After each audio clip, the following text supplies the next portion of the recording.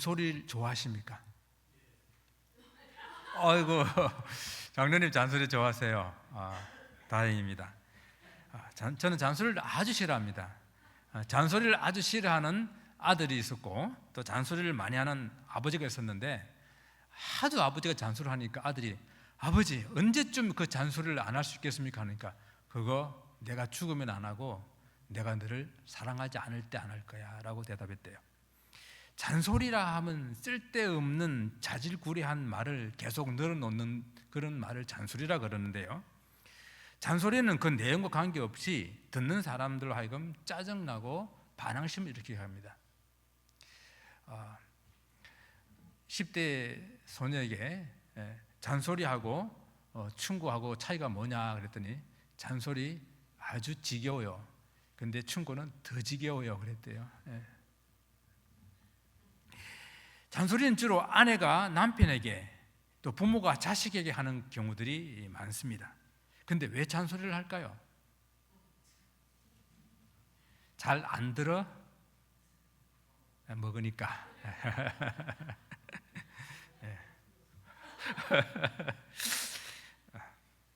말을 해도 잘 고치지 않으니까, 또 들은 말을 금방 잊어버리니까 계속 잔소리를 하는 겁니다. 잔소리를 좀 길게 하면 사람들이 그러더라고요. 왜 나에게 설교하냐고. 어떤 의미에서는 설교도 잔소리예요. 성도들이 이야기를 해도 안 들어먹으니까 계속 설교합니다. 또 알면서도 행하지 않으니까 또 잔소리하고, 강단에서 했던 설교를 이 문 나가면서 잊어버리니까 또 잔소리합니다. 바울이 바로 그런 심정으로 오늘 빌립보 교회에 편지를 쓰고 있어요. 그래서 너희에게 같은 말을 쓰는 것이 내게 수고로움이 없고 너희에게 안전하니라. 같은 말을 쓰는 것, 이게 잔소리예요. 그래서 부모님들이 아침에 지금 이게 나가는 자식을 보고 몸 조심해라, 차 조심해라, 사람 조심해라, 밤에 조심해 다녀라, 집에 일찍 들어와라, 이렇게 잔소리 하잖아요. 그럼 다 큰 남편에게는 왜 잔소리 합니까? 어떤 분이 그러시더라고요. 내 남편은 물가에 내는 어린아이 같아가지고 잔소리 안 하면 언제 사고 칠 줄 몰라가지고. 우리 교회 이야기 아니고 저 다른 교회 이야기예요. 다른 교회.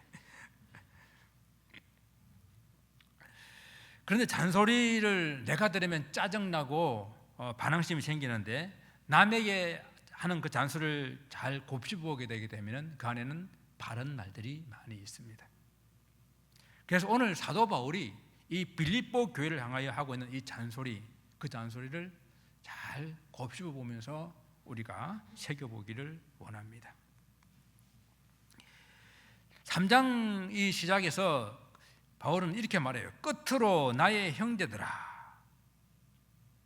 주 안에서 기뻐하라. 끝으로, 이렇게 끝으로 했으니까 이제 이 말을 끝내는 말 같죠.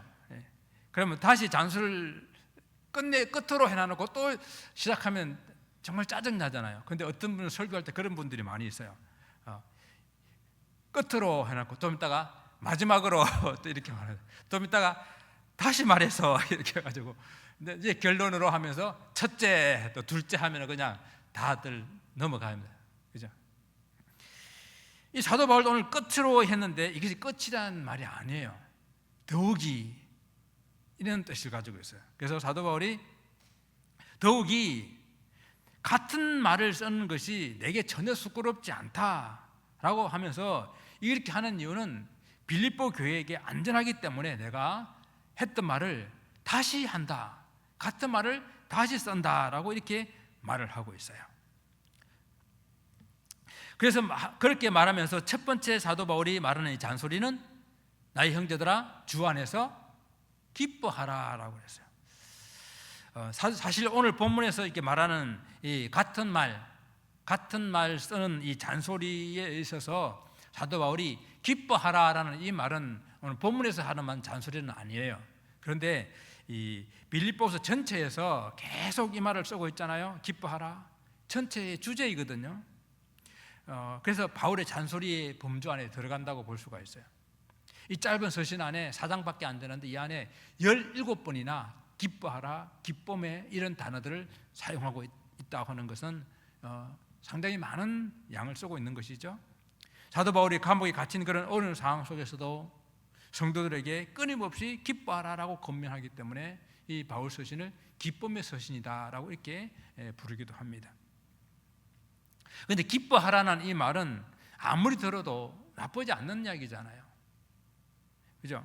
그래서 성도들 있어서 정말 구원 얻은 사람으로서 기쁨을 가지고 살아야 하는 것은 너무도 당연하기 때문에 우리가 이 말씀을 듣는 것은 너무도 중요한 그런 말씀인 것 같습니다. 물론 기뻐할 상황이면은 기뻐하지 마라 그래도 기뻐하겠죠. 그런데 기뻐하지 못할 상황 속에 있기 때문에 그런 상황들이 많이 생기기 때문에 사도 바울은 기뻐하라고 말하는 것입니다. 때로는 이해가 안 돼요. 때로는 용납이 안 됩니다. 때로는 화나고 슬픈 일들이 많이 생겨요. 그럼에도 불구하고 바울은 한결같이 기뻐하라라고 말하고 있는 거예요. 이는 사도 바울 스스로도 그런 환경과 그런 여러 가지 여건들을 초월하여서 어떤 상황 가운데 내가 놓인다 할지라도 그는 항상 기뻐하는 그런 삶을 그가 삶으로 보여줬기 때문에 사도 바울은 오늘 기뻐하라고 잔소리할 수 있는 거예요. 자녀들이 제일 큰 상처는 뭔가 하면은 잔소리는 하는데 잔소리하는 그 부모들이 자기들도 제대로 하지 못한다는 것 때문에 상처를 받는데요. 잔소리하는 것만큼 부모들도 그렇게 살아내야 되는 것이죠. 사도 바울은 정말 그런 상황과 환경 가운데에 있지만은 그럼에도 불구하고 그는 기뻐했기 때문에 그 감옥에서 빌립보 성도들을 향해서 기뻐해라라고 말하는 것입니다. 어떻게 기뻐할 수 있느냐? 주 안에서. 상황은 좋지 않지만은 주 안에서 생각해 보게 되게 되면은 기뻐할 수가 있다.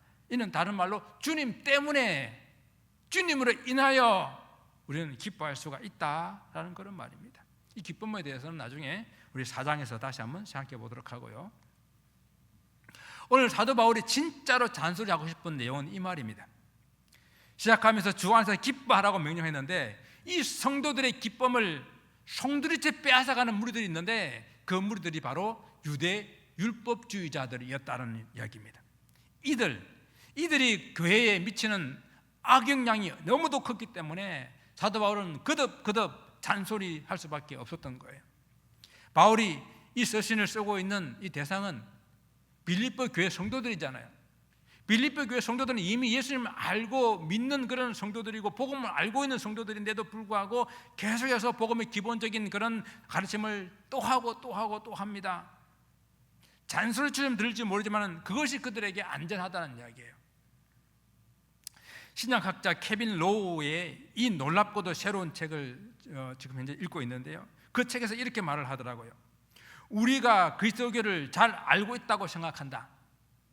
우리의 사회 그리고 문화, 예술, 정치 모든 분야에서 그리스도교적인 유산이 넘쳐나지만 사실은 그리스도교를 잘 모른다. 사람들이 잘 모른다는 거예요. 단지 오랜 시간 동안에 기독교적인 언어나 환경에 살기 때문에 그곳에 생활하기 때문에 익숙할 뿐이지 진짜 기독교의 진리에 대해서는 사람들이 잘 모른다라는 이야기예요. 이렇게 성도들이 잘 아는 것 같지만은 여전히 잘 모르고 또 교회를 혼란시키려고 하는 그런 많은 유혹들, 미혹들이 있기 때문에 계속 잔소리를 할 수밖에 없다라고 바울이 말하는 거예요. 바울은 유대 율법주의자들을 경계하면서 뭐라고 말하는가 하면은 그들을 개들을 삼가하고 해악하는 자들을 삼가하고 몸을 상해하는 일을 삼가하라고 말씀하고 있어요. 여기서 삼가라는 이야기. 요즘 뭐 이렇게 우리가 구어체로는 잘 안 쓰는 그런 말이지만요. 삼가라는 이 말은 경계심을 가지고 잘 워치해라, 잘 관찰해라 라는 그런 뜻입니다. 그런데 바울은 바울답지 않은 그런 어투로 아주 강하게 말하고 있는데요. 먼저 율법주의자들은 뭐라고 말합니까? 개들을 삼가라고 그랬죠. 개들. 율법자들 개들이라고 말했어요. 여기서 괴라고 하는 것은 집에서 기르는 그런 애완용 괴가 아니라 들에서 떼를 지어 몰려다니는 들개를 말하는 거예요. 야생개를 말하는 거예요. 유대인들이 이방인을 경멸하며 개, 돼지보다도 더 더러운 존재를 여기면서 비유할 때에 사용했던 바로 그 단어를 지금 사도 바울이 이 유대 율법주의자들에게 쓰고 있는 거예요. 유대인들이 가장 싫어하는 그 단어를 그들에게 도로 돌려주고 있는 것입니다. 왜냐하면 그들은 하나님의 사역을 방해하고 교회를 분열시키는 율법주의자들이 바로 이 들에 떼를 지어 몰려다니면서 더러운 짓을 하고, 그리고 자기 먹이를 구하기 위해서 온갖 더러운 일을 행하는 그런 들깨와 같은 그런 존재라고 말하고 있는 거예요. 그래서 성경에 보게 되면은 요한계시록에서도 종교적으로 타락한 이단자를 가리킬 때 바로 이 단어를 썼고요. 그리고 구약 성경을 신약시대 때 사람들이 읽을 수 있도록 헬라어로 번역한 성경이 있는데 그것을 70인역이라고 부릅니다. 그 70인역에서는 남색하는 자, 이 남색하는 자를 나타내는 단어를 사용할 때 바로 이 단어를 썼어요. 개. 바울은 율법주의자들을 이와 같이 거리나 들판에 배회하면서 먹을 것을 위해서 온갖 나쁜 짓을 하더라도 마다하지 않는 그런 야생개나 그런 마음이 불결한 그런 불결한 자들이나 성경에서 극도로 혐오하고 있는 남색하는 그런 사람들을 가리킬 때 쓰는 그런 치욕적인 단어로 그들을 가리켜 외식적이고 형식적이고 위선적인 그런 죄를 짓는 개 같은 사람들을 삼가하라라고 말하고 있는 거예요. 두 번째는 행악하는 자들이라고 그랬습니다. 행악자들.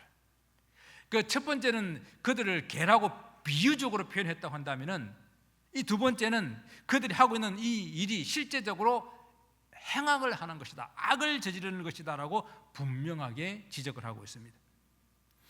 유대 율법주의자들이 율법을 강조하며 선행을 강조하는 것이 뭐 큰 그렇게 잘못일까요? 율법을 지킨다고, 그리고 율법을 지키면서 선행을 행하는 것, 그것 자체가 잘못은 사실은 아니에요. 무엇이 잘못이냐? 그 율법을 지키고 선행을 행하는 그것으로 그들이 구원을 얻는다라고 말하는 것이 잘못인 것이죠. 만약에 이 지구상에 단 한 명이라도 그가 선을 행해서 그 선으로 구원을 얻을 수가 있다고 한다면 예수 그리스도의 십자가는 필요가 없는 거예요. 그것은 그리스도의 십자가를 부인하는 행동이 되는 것이기 때문에, 그래서 이들의 가르침이 제약이 되는 거예요. 율법을 행해서, 선을 행해서 구원을 얻을 수 있다고 가르치는 이것이 행악이 되는 거예요. 여기서 행악하는 자들이라고 할 때에 이 행악하는 자들이란 말은 이 악을 행하는 데에 아주 숙련된 그런 전문적인 일꾼이라는 뜻이에요. 그러니까 이 유대 율법주의자들은 고도로 정리되고 훈련된 그런 학문을 가지고, 그것을 가지고 사람들에게 율법을 행하는 것, 선을 행하는 것, 그런 것으로 구원을 얻을 수 있다라고 사람들을 가르치고 사람들을 유혹을 했다라고 하는 것입니다. 아주 적극적으로 열심으로 하나님 일을 대적하며 교회를 분열시키는 그 일에 앞장섰던 사람들입니다.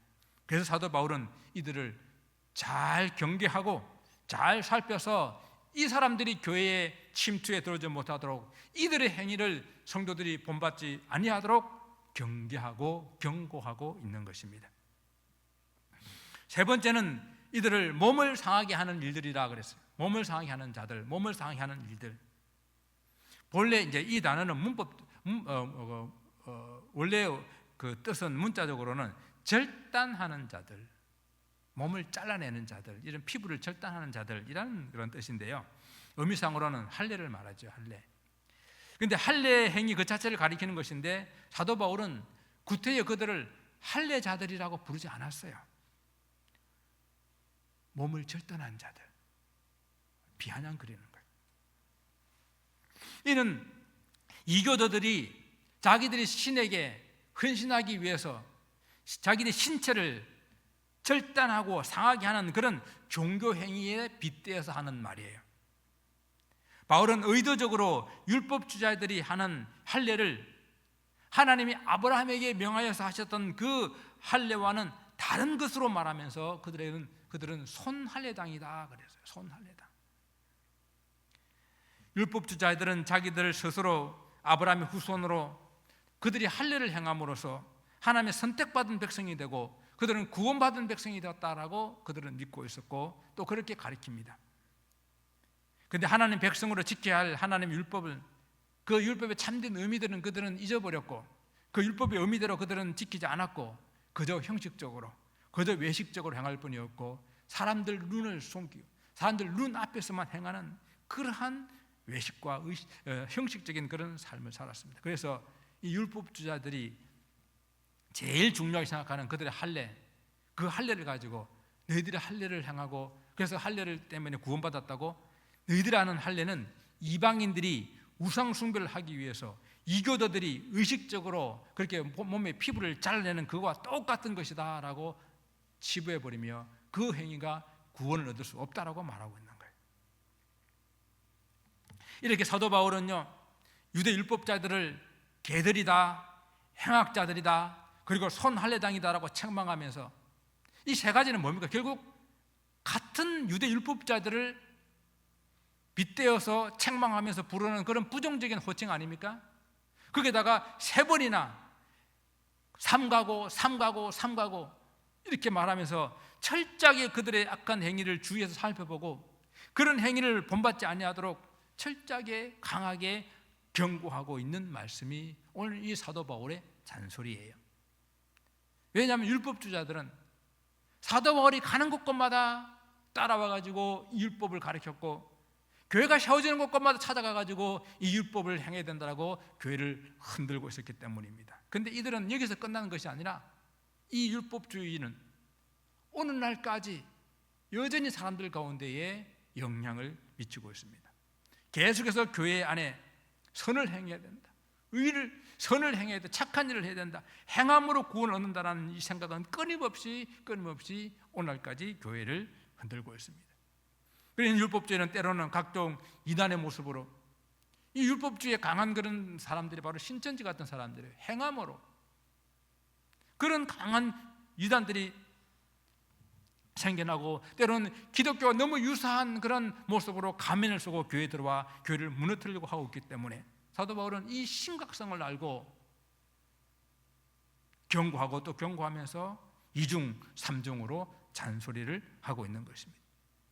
그래서 우리 또한 이 말씀을 마음에 잘 새겨서 우리는 경계하고 주의해야 할 것입니다. 교회가 선을 행해야 하는 것은 맞지만은 그러나 그 선을 행하는 것이 교회의 본질은 아니에요.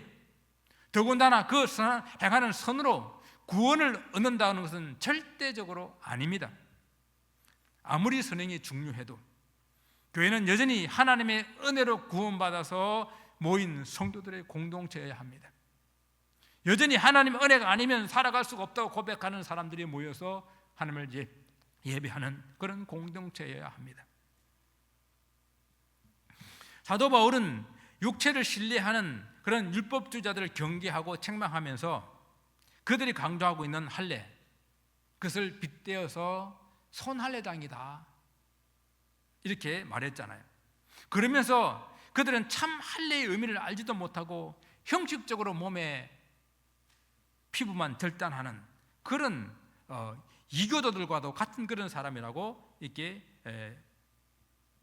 치부해버렸잖아요. 그러면서 하는 말이 참 할례는 뭐냐?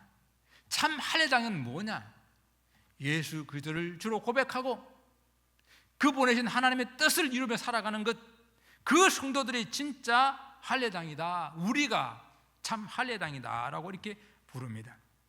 예수 그리스도의 십자가로 구원 이룬 성도들이 참 할례당이라고 했을 때에 그러면 우리의 삶이 어떠해야 하는지 사도 바울은 세 가지로 이야기를 하고 있는 것이 오늘 본문 2절 3절의 말씀입니다. 먼저 하나님의 성령으로 봉사해야 됩니다. 교회가 행함으로 구원하는 것이 아니라고 교회가 선을 행하지 않아도 된다는 말은 절대 아니잖아요. 교회가 선을 행해야 돼요. 세상의 모범이 되어야 됩니다. 어쩌면 더 세상보다 더 많은 선을 행해야 되는 곳이에요. 그러나 그 선을 행하고 봉사하되 하나님의 성령으로 해야 된다는 거예요. 여러분, 봉사한다는 이 말, 이 말은 성도들의 신앙생활에 포괄적인 그런 것을 다 포함하고 있는 것인데, 더군다나 그 원어를 살펴보게 되게 되면은 그 봉사한다는 말은 섬기다, 예배하다, 희생제사를 드리다라는 그 말에서 왔어요. 그래서 성도의 봉사하는 이 일에 가장 우선적이고 가장 중요한 것은 하나님께 예배하는 일. 그 예배하는 이 일을 형식과 전통에 따라 하는 것이 아니라 무엇으로 해야 된다고요? 하나님의 성령으로 해야 된다고요. 그래서 예배하는 자는 신령과 진정으로 해라는 이야기가 바로 그런 말씀이에요. 사람들 보기 좋게, 사람들 듣기 좋게 그렇게 꾸며놓고 그렇게 노래를 부르는 것이 아니라 진짜 하나님 앞에서 신실한 마음으로 그 하나님을 찬양해야 되는 거예요. 그리고 또한 성도가 이 땅에서 봉사하는 그런 봉사도, 세상을 섬기는 것은 봉사도, 그 선행조차도 우리 힘으로 하는 것이 아니라 하나님의 성령의 도우심을 받아서 해야 되는 것이에요. 그래서 베드로 사도는 이 부분에서 잘 말해주고 있습니다. 만일 누가 말하려면 하나님의 말씀을 하는 것 같이 하고, 누가 봉사하려면 하나님이 공급하시는 힘으로 하는 것 같이 하라, 이렇게 해야 되는 거예요. 말할 때도 하나님의 말씀하는 것 같이 해야 되고, 우리가 주 앞에 봉사하는 이 섬기는 일들도 하나님 내게 주시는 그 힘으로, 이게 하나님의 성령으로 해라는 이야기예요. 그렇게 해야만 범사에 예수 그리스도로 말미암아서 하나님의 영광을 받으시게 되는 것입니다. 사랑하는 성도 여러분, 예배하는 이 일도, 주님의 봉사하는 섬기는 일도, 세상을 섬기는 일도 다 하나님의 성령으로 하시기 바랍니다. 그래야 그 봉사를 하고도 이런 마음속에 있는 그 기쁨을 잃어버리지 않을 수가 있어요. 두 번째는 그리스도 예수로 자랑하는 사람들입니다. 율법주의자들은 자기의 힘으로 봉사하기 때문에 자기를 자랑하고 자기를 더 높일 수밖에 없어요. 자신들은 율법을 가지고 있다 자랑하고, 자신은 율법을 지키는 사람들이라 자랑하고, 그래도 사실 자랑은 하지만 그들 스스로도 율법을 온전히 지킬 수 없다는 것을 잘 알고 있기 때문에 늘 죄의식 속에 있으면서도, 그래서 그냥 형식적으로, 외식적으로, 아니면 그 조항에 대한 그런 그 조항적으로만 그런 지키면 된다라고 생각하는 그런 삶을 살아가는 거예요. 그러나 참 하나님의 백성, 우리 사랑하는 성도들은 하나님의 성령으로 봉사하기 때문에 자기 자랑할 것이 없어요. 무슨 일이나 그 일을 얼마나 하든지 간에 우리는 뭐로요? 그리스도 예수로 자랑해야 됩니다. 여러분, 그리스도 예수로 자랑한다는 말을 좀 정확하게 번역하게 되면 그리스도 예수 안에서 자랑하는 사람들이에요. 그래서 그리스도 예수 안에서 자랑하는 사람들은 이렇게 말합니다. 다 일을 하고 난 다음에 저는 무익한 종입니다. 마땅히 해야 할 일을 했을 뿐입니다. 그렇게 고백하는 거예요. 바울이 먼저 그렇게 철저하게 그리스도의 십자가만 자랑하며 삶을 살지 않았습니까? 그는 그리스도 때문에 약하게 되었고, 그리스도 때문에 손해보게 되었고, 그리스도 때문에 욕먹었고, 그리스도 때문에 고난당하는 삶을 살며 그것을 그는 자랑했습니다. 그래서 바울은 잔소리인 줄 알면서 계속 반복해서 같은 말을 성도들에게 쓰면서 그 성도들도 이 그리스도 예수로 자랑해라 라고 말하고 있는 거예요. 그 예수 안에서만 자랑해라 라고 말하는 거예요. 그러다 보게 되면 오직 그리스도 예수의 십자가만 자랑하는 삶이 될 것이다 라고 말합니다. 그렇게 됐을 때에 사도 바울은 이 땅에서는 그렇게 자랑할 것이 없었지만 우리 모두 다 마지막 날, 우리 모두 주님 강림하실 그때에 주님 앞에 서게 되는 그날에 그리스도만 자랑한 너희들이 나의 자랑이요 나의 멸류관이 될 것이다. 또 내 잔소리 듣고 그리스도만 자랑했던 사람 살았던 너희들이 나 때문에 자랑스러운 그날이 될 것이다. 우리 서로 그날 정말 자랑스러운 날이 될 것이라고 말하고 있습니다. 가끔 보면 이제 부모님 잔소리 듣고 열심히 공부했던 자녀들이 대학에 합격하고 또 대학을 졸업하게 될 때에 그 부모님께 가운과 학사모를 씌워주잖아요. 다 부모님 덕분에 이렇게 합격하고 졸업하게 됐다는 고백과 감사 아니겠습니까? 우리 성도들도 마찬가지입니다. 우리 성도도 오직 그리스도 안에서 그리스도 예수로만, 십자가로만 자랑하게 될 때에 우리 마지막 날 서로서로 그 일로 말미암아 너무너무 자랑스러운 그 날이 오게 될 것입니다. 마지막 세 번째로는 육체를 신뢰하지 않는 일, 육체를 신뢰하지 않는 사람들이 됩니다. 여기 육체라고 하는 것은 원래 살 혹은 육신이라는 그런 뜻을 가지고 있지만은 좀 우리가 이 말을 성경적으로 이렇게 사용하게 될 때는 죄의 유혹이나 공격을 받아서 쉽게 악의 지배에 놓이게 되는 그런 인간의 연약성, 그것을 말할 때에 이 육체라고 이렇게 성경은 말하고 있습니다. 그래서 육체라고 했을 때는 영과 반대되는 그런 개념으로 그것을 떠나 세상적인 욕심에 따라 사는 모든 것들을 총칭해서 육체라고 이렇게 표현하는 거예요. 그래서 뭐 우리 예를 들게 되면은 인간의 육신적인 그런 신분들, 육신적인 생각들, 정욕들, 또 율법적인 그런 의식들, 사람들의 관습, 전통들, 뭐 이런 것들을 말하는데, 그래서 육체를 신뢰한다고 했을 때는 이런 세상적인 것들에 소망을 두고 이런 것들을 의지하고 이런 것들을 이루기 위해서 목적을 두고 살아가는 이런 사람들을 육체적인 사람이라고 말하는 거예요. 그럼 질문해 봅니다. 그렇게 육체를 통해서 얻은 것들이 자신의 영원한 행복과 기쁨과 만족과 행복을 줍니까? 정말 그렇습니까? 예수 그리스도 밖에서 얻은 이런 육체적인 것들이 진정한 우리의 행복과 기쁨과 만족을 줄 수 있나요? 그런 것들 중에 정말 우리가 신뢰할 만한 것들이 얼마나 많이 있습니까? 인간이 가진 재능이 아주 대단하긴 하지만 그것이 우리 인생의 죽음의 문제를 해결할 수 있습니까? 신분이 아무리 높은 그런 금수저를 하더라도 돌아갈 때 보니까요, 빈손으로 돌아가더라고요.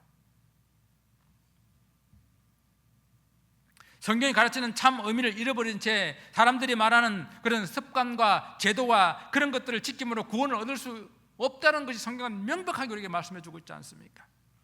유대 율법주의자들은 이 할례를 행하고 율법을 지킴으로 아브라함 후손이라는 특권의식에 사로잡혀서 그들은 육체를 자랑하고 신뢰하는 사람들이었습니다. 그러나 그 육체는 전혀 신뢰할 것이 못 된다는 결론이에요. 하나님의 자녀인 성도들은 그런 육체를 신뢰하지 않습니다.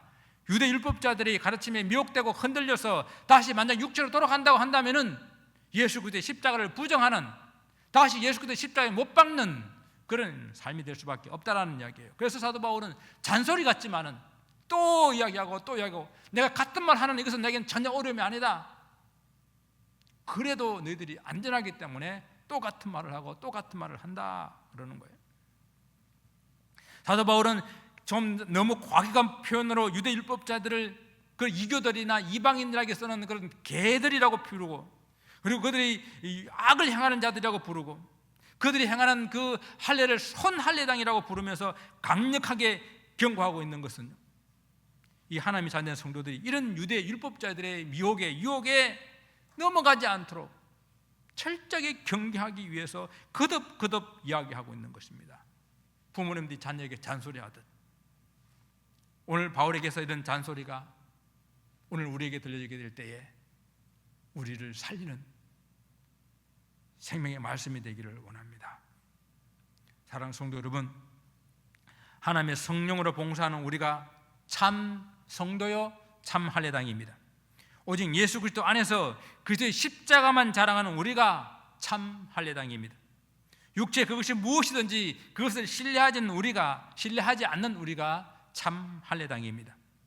이것이 하나님의 백성으로 항상 기쁨을 누리며 사는 길인 줄 아시고, 주님 안에서 누리는 이 기쁨을 세상 허접한 것들 때문에 빼앗기지 마시고 흔들리지 마시고 이 한 해 동안 주님 주신 기쁨 안에 살아가는 저와 여러분 되시기를 주님 이름으로 축원을 드립니다.